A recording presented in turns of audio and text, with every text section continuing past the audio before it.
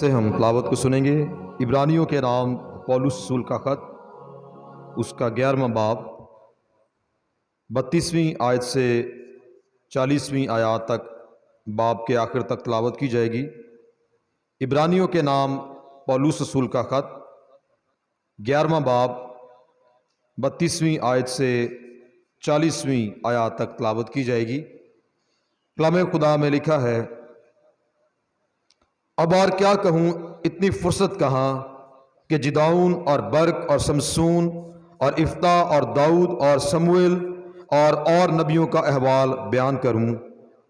انہوں نے ایمان ہی کے سبب سے سلطنتوں کو مغلوب کیا، راست بازی کے کام کیے، وعدہ کی ہوئی چیزوں کو حاصل کیا، شیروں کے منہ بند کیے، آگ کی تیزی کو بجھایا، تلوار کی دھار سے بچ نکلے، کمزوری میں زوراور ہوئے، لڑائی میں بہادر بنے، غیروں کی فوجوں کو بھگا دیا، عورتوں نے اپنے مردوں کو پھر زندہ پایا، بعض مار کھاتے کھاتے مر گئے مگر رہائی منظور نہ کی تاکہ ان کو بہتر قیامت نصیب ہو، بعض ٹھٹھوں میں اڑائے جانے اور کوڑے کھانے بلکہ زنجیروں میں باندھے جانے اور قید میں پڑنے سے آزمائے گئے، سنگسار کیے گئے، آرے سے چیرے گئے، آزمائش میں پڑے، تلوار سے مارے گئے، بھیڑوں اور بکریوں کی کھال اوڑے ہوئے، محتاجی میں،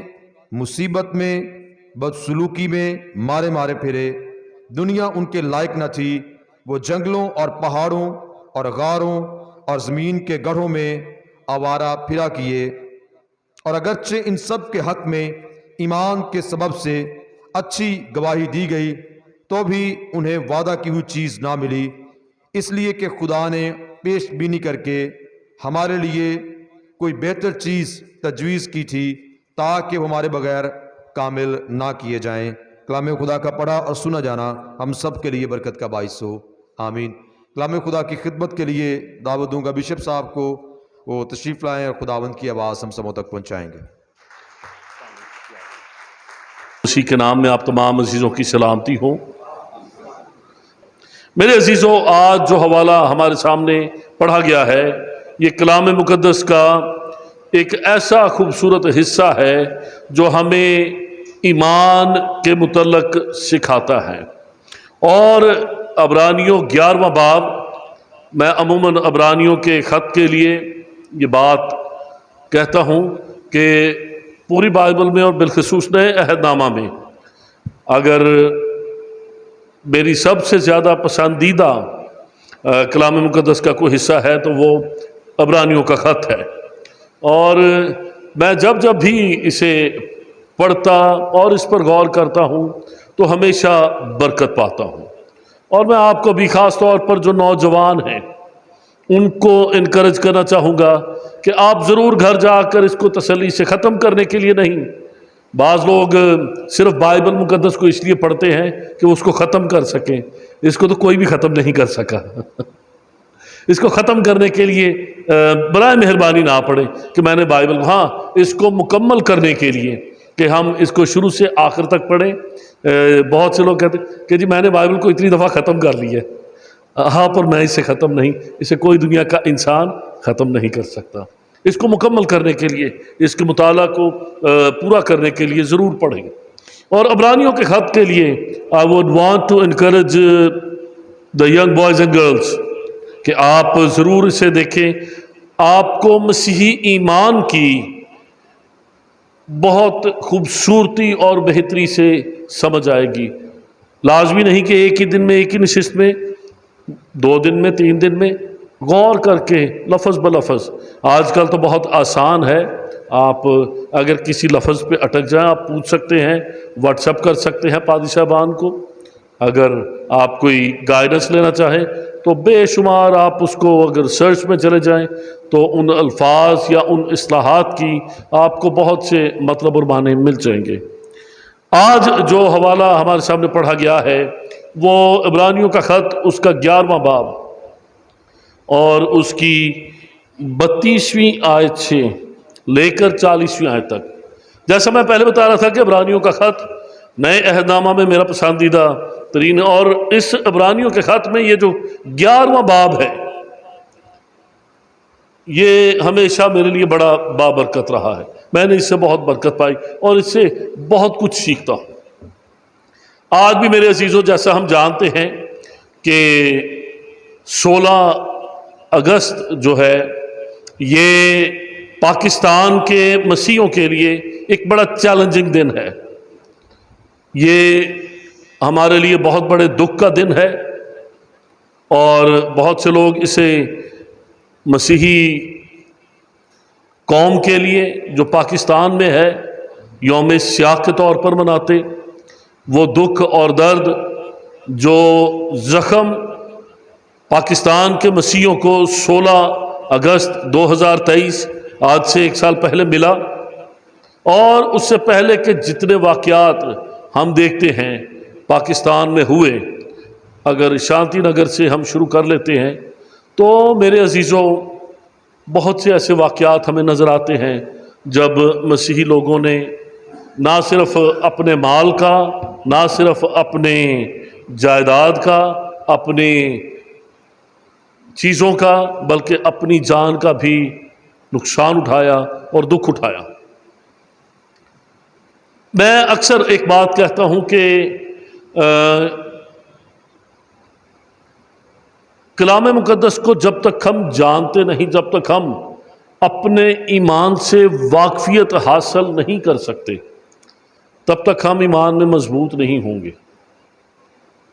بہت دفعہ آج کل جہاں پہ بھی ہم بیٹھتے ہیں، مختلف پروگرامز پچھلے مہینہ سے زیادہ ہو گیا ہے، تقریباً 1.5 مہینے سے، آپ کو بھی پتہ ہے جب سے یہ جولائی اور اگست کا مہینہ چل رہا ہے، مختلف فورمز پر مجھے کبھی میرے ساتھ پادری صاحبان ہوتے ہیں، کبھی بل اور سارا ہوتے ہیں، کبھی کچھ اور دوست ہوتے ہیں، ہم مختلف میٹنگز ہو رہی ہیں جہاں پر جاتے ہیں، اور اسی بات پر غور کیا جاتا ہے کہ وطن عزیز پاکستان میں مسیحیوں کا مستقبل کیسا ہے۔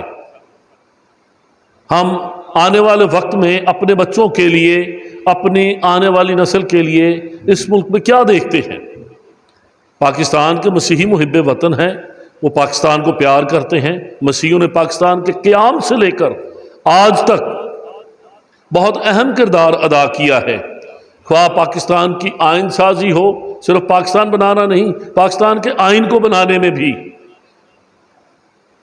مسیحیوں کا بہت عمل دخل۔ اگر ہم جسٹس کرنیلیس کو دیکھیں تو وہ ایک آئین ساز جج تھے جنہوں نے پاکستان کے آئین کو تخلیق کرنے میں، اس کو بنانے میں بہت اہم کردار ادا کیا، اور اس سے آگے پاکستان کے قیام کے لیے، اس کو قائم رکھنے کے لیے بڑی قربانیاں دی۔ جو دکھ مسیحی ہوتے ہوئے ہم پاکستان میں اٹھا رہے ہیں، پہلی بات تو میں گزشتہ دنوں میں بھی ایک جگہ پر کہہ رہا تھا کہ ہمیں پاکستان میں رہتے ہوئے اس بات کو سمجھنا ہے کہ خداوند نے ہمیں بغیر مقصد کے یہاں پر نہیں رکھا۔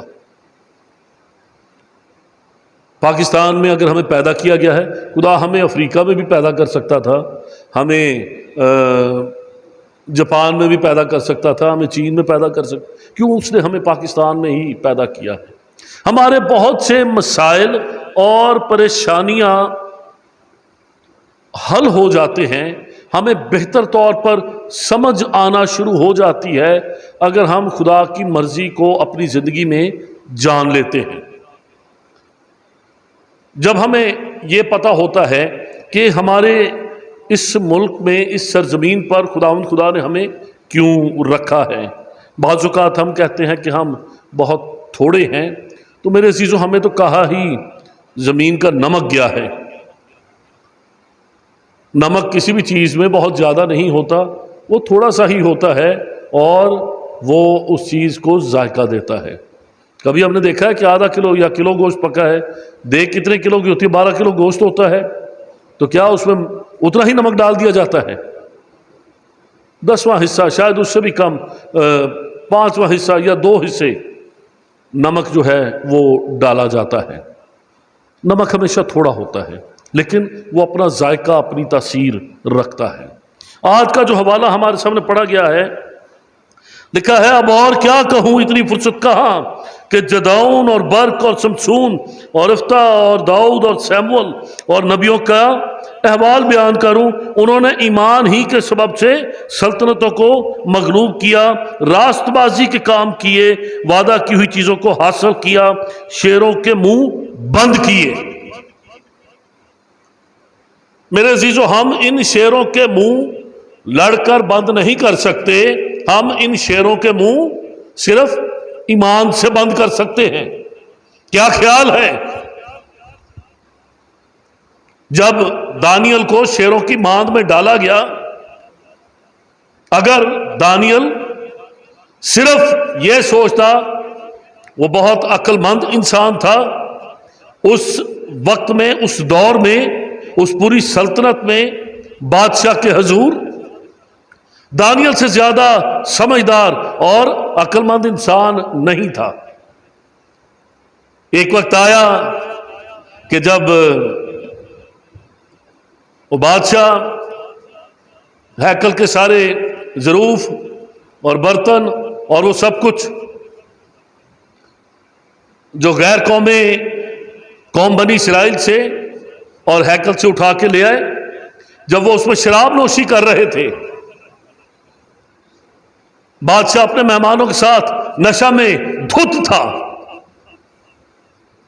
وہ بالکل اپنی ہوش سے بیگانہ، اپنے بدعمالیوں میں، اپنی بدذاتیوں میں، اس نشہ میں بدمست تھا، تو سامنے دیوار پر ایک آسمانی ہاتھ، ایک آچھی ہاتھ آتا ہے اور دیوار پر لکھ دیتا ہے۔ تو بتا، کسی کو یاد ہے کیا لکھا ہوا؟ کیا مینے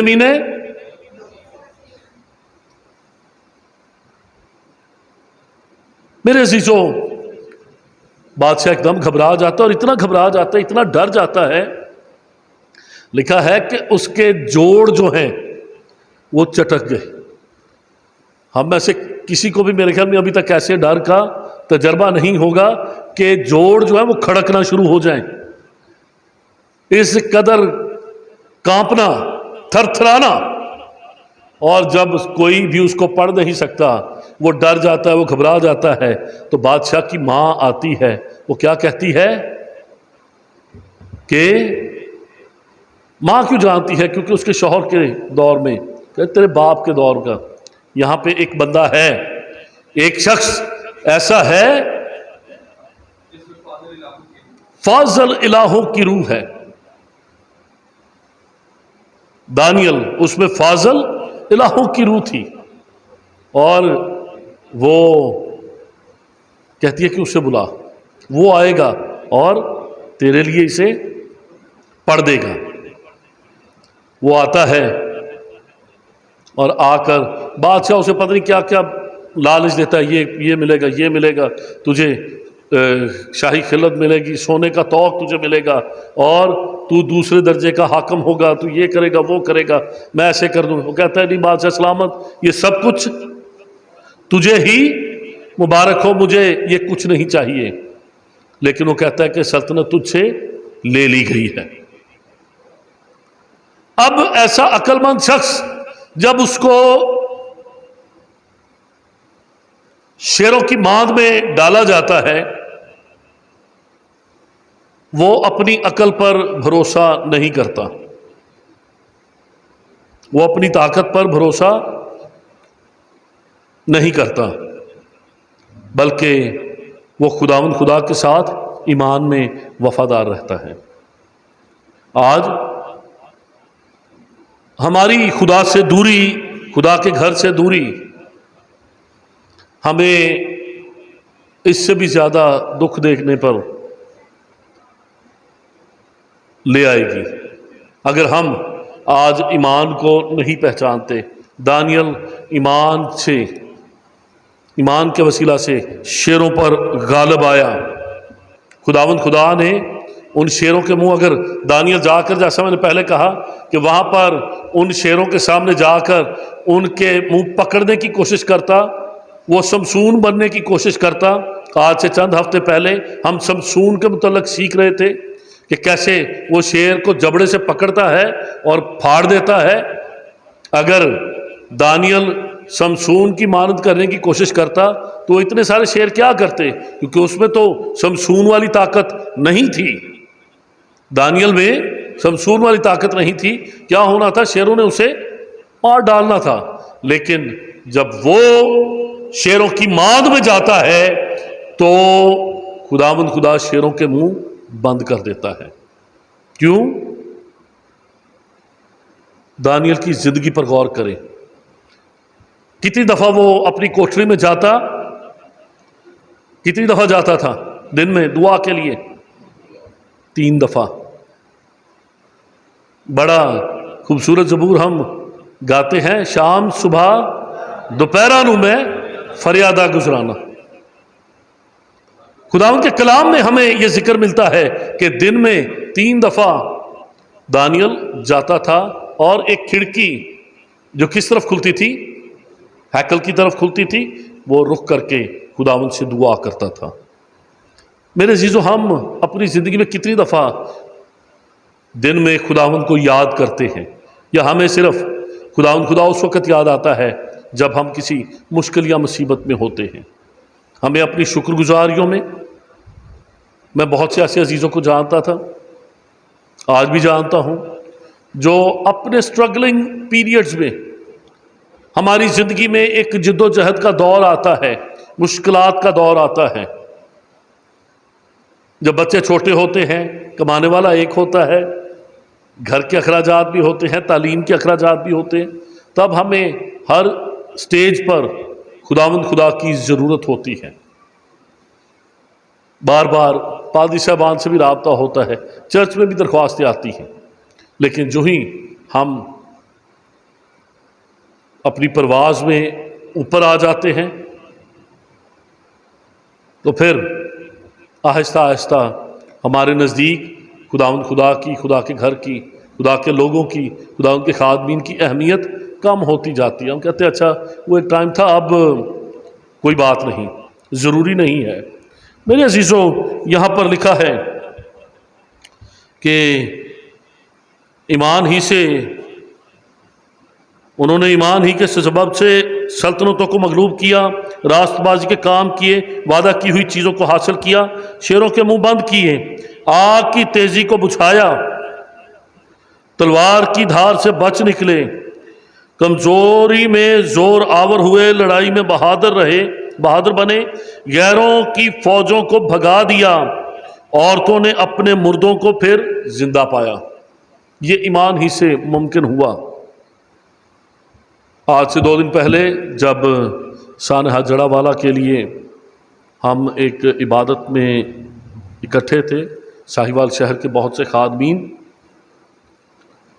تو مجھے جب پیغام کی دعوت دی گئی، میں وہاں پر اس واقعہ کو دہرا رہا تھا۔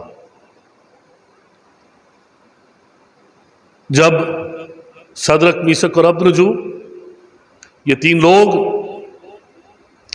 خداوند کے بندے تھے، وہ خداوند خدا، زندہ خدا کے علاوہ اور کسی کے آگے نہیں جھکتے تھے، تو بادشاہ نے یہ حکم دیا، ایک بہت بڑی مورت بنوائی اور حکم دیا کہ جب ہر طرح کے سازوں کی آواز تم سنو تو مملکت کے سب لوگوں کے لیے یہ ضروری ہوگا کہ وہ آئیں اور اس مورت کو سجدہ کریں۔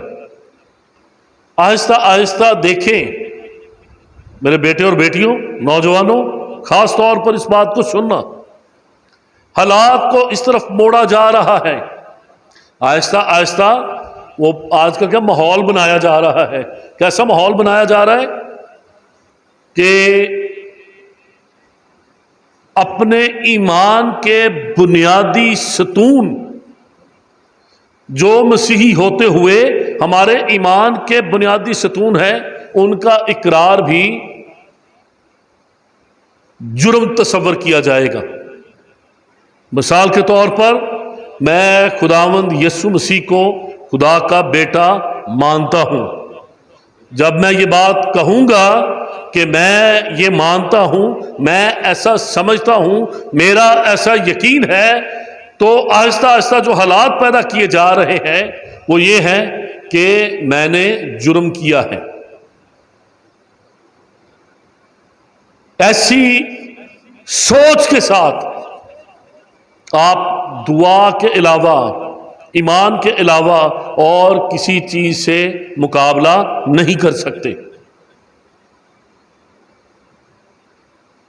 اس لیے میں نوجوانوں کو خاص طور پر کہنا چاہوں گا، اپنے ایمان کو اچھی طرح سے جانیں۔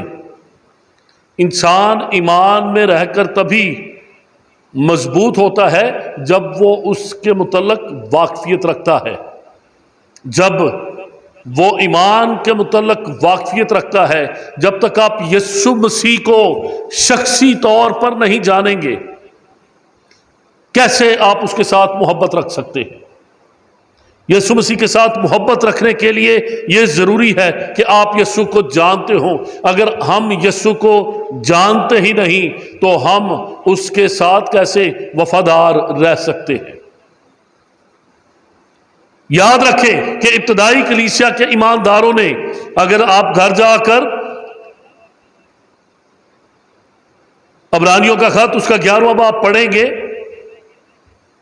تو بہت سے لوگ ابتدا ہی سے ہم دیکھتے ہیں ابراہیم سے شروع ہوتا ہے۔ مقدسین کا کوئی بائبل مقدس میں پرانے عہد نامے کا ایسا مقدس نہیں ہے شاید جس کا ذکر یہاں پر نہیں ہے۔ ان کے ایمان کے واقعات بتائے جاتے ہیں کہ ایمان کے سبب سے انہوں نے یہاں تک کہ سارہ کے لیے لکھا ہے، جب بالکل نا امید اور مایوسی تھی، لکھا ہے ایمان ہی سے سارہ نے بھی سنیاس کے بعد حاملہ ہونے کی طاقت پائی، اس لیے کہ اس نے وعدہ کرنے والے کو سچا جانا۔ آپ کا ایمان یسوع مسیح پر، خدا باپ پر ہونا ضروری ہے کہ جو کچھ وہ کہتا ہے وہ سچ ہے، کیونکہ وہ سچا اور عادل ہے۔ خداوند خدا کی سچائی پر، اس کے بیٹے کی سچائی پر کبھی شک نہ کرنا، یہ ہماری زندگی میں معجزات کا آغاز ہے۔ معجزے صرف یہی نہیں جو ہم کروسیڈز میں دیکھتے ہیں، معجزے صرف یہی نہیں کہ اچھا جی میری کمر درد تھی وہ ٹھیک ہو گئی، مجھے ایک آنکھ سے دھندلا دکھائی دیتا ٹھیک، ایک کان سے کم سنائی، بالکل یہ بھی معجزے ہیں۔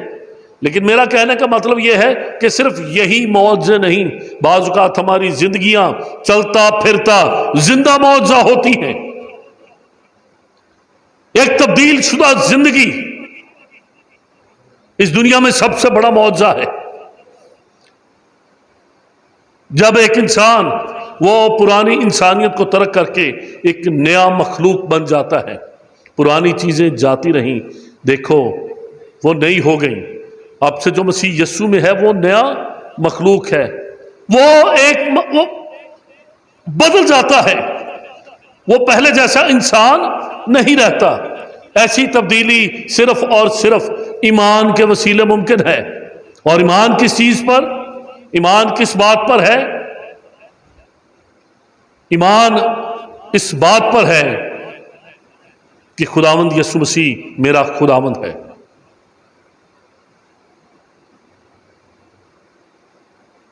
جو لوگ جن کا ذکر ہم یہاں پر پڑھتے ہیں، آگے چل کے لکھا ہے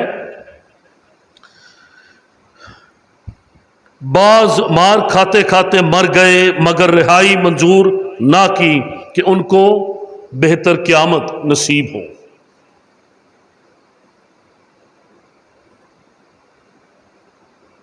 مار کھاتے کھاتے مر گئے، دکھ اٹھاتے رہے، کیونکہ وہ جانتے تھے کہ میں اس تھوڑی سی زندگی کے لیے اپنی ابدی زندگی پر سمجھوتا نہیں کروں گا۔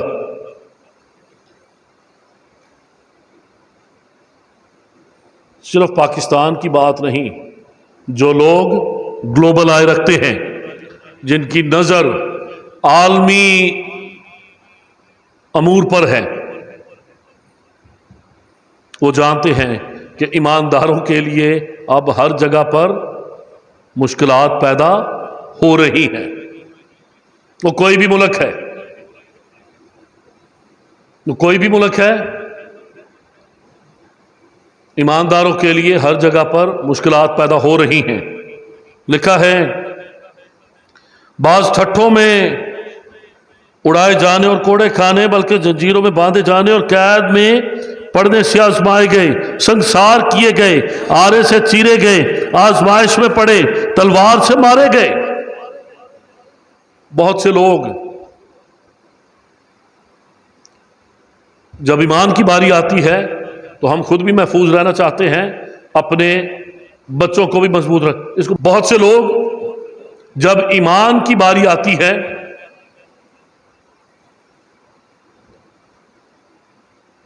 ہر طرح کا سمجھوتا کہ جی اب پھر کیا کرنا ہے۔ انہی لوگوں کو میں نے حادثات میں انتقال کرتے ہوئے دیکھا۔ اگر بات مرنے مارنے پر اتر آئی ہے تو کیا ہی بہتر ہے کہ انسان ایمان پر رہتے ہوئے اپنے مسیح کے لیے، اپنے ایمان کے لیے اپنی زندگی دے۔ لکھا ہے بھیڑ بکریوں کی کھال اوڑھے، محتاجی میں، مصیبت میں، بدسلوکی کی حالت میں مارے گئے۔ ایسے لوگوں کے لیے خداوند کا کلام کہتا ہے کہ دنیا ان کے لائق نہ تھی، دنیا ان کے لائق نہ تھی۔ وہ جنگلوں اور پہاڑوں اور غاروں میں اور زمین کے گڑھوں میں آوارہ پھرا کیے۔ کس طرح کی مشکلات انہوں نے برداشت کی، لیکن ایمان پر سمجھوتا نہیں کیا۔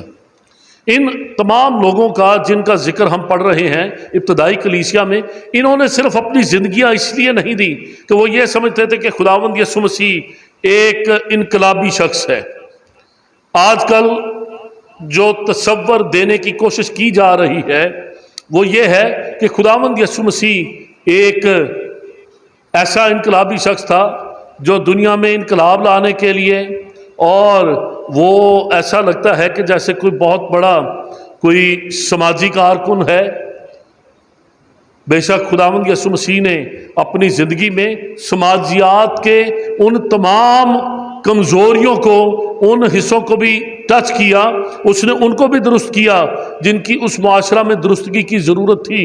اور یہی وجہ ہے کہ آج بھی سماجی اعتبار سے وہ ملک دنیا میں پہلے نمبر پر آتے ہیں جنہوں نے خداوند یسوع مسیح کی تعلیمات کو اپنایا، وہ دنیا میں پہلے نمبر پر آتے ہیں۔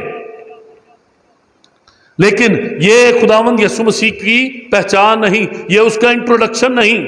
انہوں نے صرف اپنی زندگیاں اس لیے نہیں دے دی کہ خداوند یسوع مسیح بہت زیادہ اچھا انسان ہے، وہ تعلیم بہت اچھی دیتا ہے، اس کی شخصیت بہت اچھی ہے، بلکہ انہوں نے اپنی زندگیاں مسیح کی خاطر اس لیے دیں، انہوں نے اپنی زندگیاں مسیح کی خاطر اس لیے دیں کہ وہ خداوند یسوع مسیح کو اپنا خداوند سمجھتے تھے، وہ خداوند یسوع مسیح کو اپنا نجات دہندہ سمجھتے تھے۔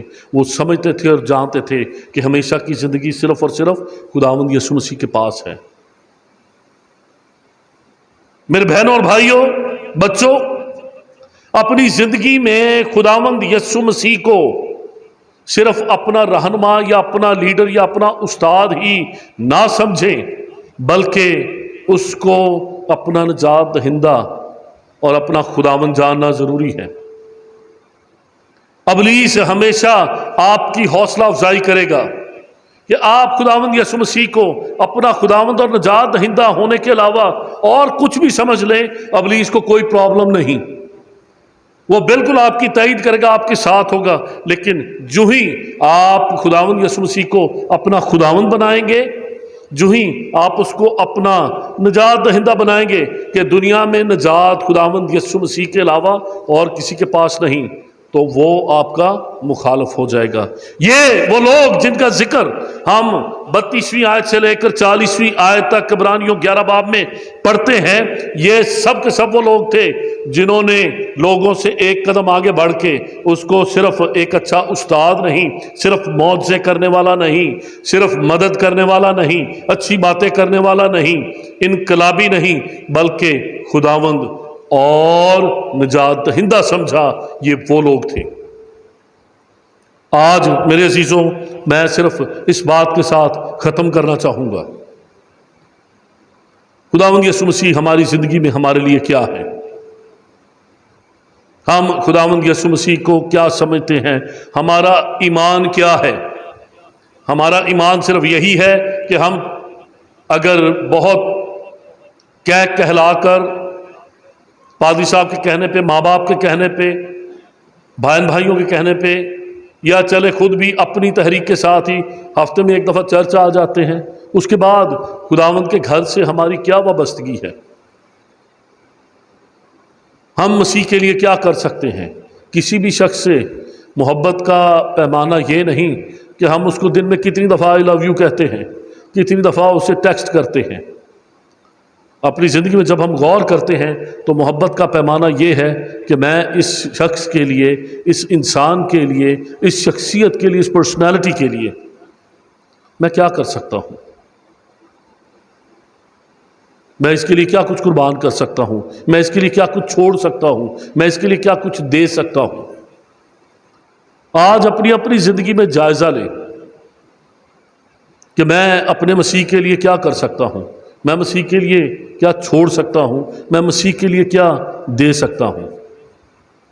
بہت دفعہ جب دعا کی جاتی ہے تو ایک جملہ آج کل ہمارے چرچ میں تو بالکل ویسے ختم ہو چکا ہے، بڑے سالوں سے میں اس پہ سکھا رہا ہوں، ورنہ اکثر کلیسیاؤں میں ابھی بھی ہم کئی دفعہ جب دوسری جگہوں پر جاتا ہوں کنونشنز پہ، یا تو یہ بڑا مشہور اور پسندیدہ ایک جملہ ہے، آئے خداوند تیرے گھر میں، تیرے حضور میں آئے ہیں، وہ ہدیہ نذرانے تحفے لے کر نہیں آئے بلکہ اپنے گندے گھنونے دل لے کر آئے ہیں۔ کتنوں کو یہ جملہ یاد ہے، الفاظ یاد ہیں؟ بالکل یہ رٹے رٹائے جملے ہیں۔